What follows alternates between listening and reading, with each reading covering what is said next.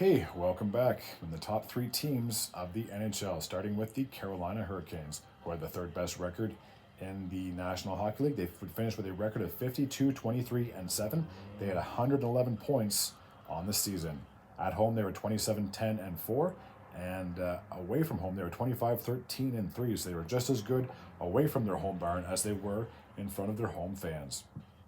For the Hurricanes, the only thing to talk about when it comes to the draft was they did have the 27th overall pick, but they would trade with Chicago. So Chicago would end up drafting Marker Vanacker, a left winger out of Brantford, which is in the OHL. All right, we'll take a look at the rosters and see, as always, who is still there and who has left.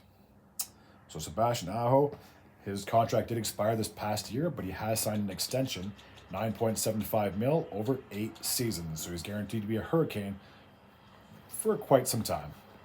Maxime Comtois, he is no longer a member of the Hurricanes. Jack Drury is there. He has re-signed on a deal. Jesper Fast is going into the last year of his deal. Jake Gensel was traded to the Tampa Bay Lightning, so obviously I'm sure the Hurricanes would have loved to have gotten him re-signed, but evidently they did not. They were not able to make a deal. Seth Jarvis, I'm pretty sure, has re-signed with the Hurricanes. Jesperi Kotkaniemi has 6 years to go on his deal. Evgeny Kuznetsov, I'm pretty sure the Hurricanes bought out his contract, and if I'm not mistaken, I think he went to the KHL. I could be mistaken on that, but I know he is no longer a member of the Carolina Hurricanes. Brandon Lemieux, he is still there. He signed a 1-year, $775,000 deal. Jordan Martinook, he has re-signed with the Hurricanes as well. Martin Necas has also re-signed with the Hurricanes. Scott Nuysen is no longer a member of the team. He has left. Where are we now? The captain, Jordan Staal, has 3 years remaining on his deal.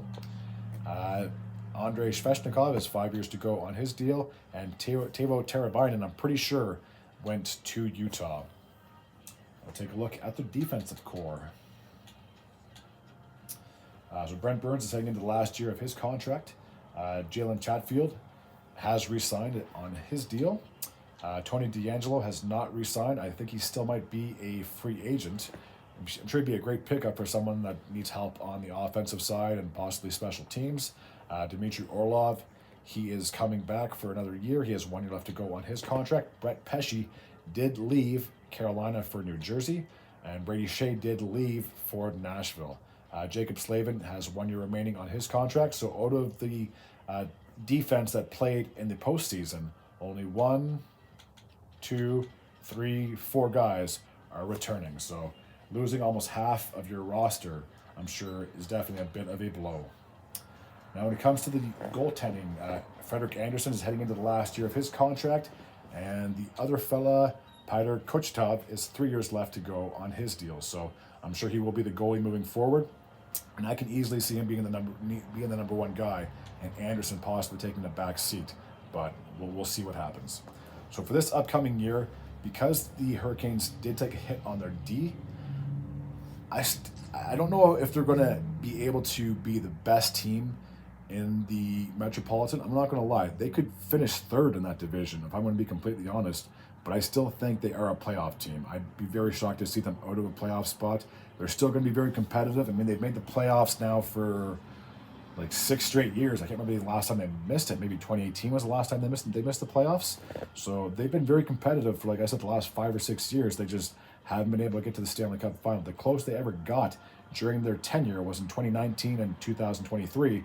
They advanced to the Eastern Conference Final, but they got swept by both Boston and Florida, respectively. So my prediction is they for sure should get into the postseason, but whether or not they can make a whole lot of noise, it's up for debate, because with Jersey and the New York Rangers in that same division, it's going to be very tough. I think those 2 teams could be the top 2 in the division, and Carolina could get into the 3rd slot. But either way, they should still make the playoffs. Alrighty, that takes care of this preview for the Carolina Hurricanes. As always, if you're new to this channel and you like this type of content, feel free to hit the sub button. I'd be very grateful and very appreciative. Until next time, take care.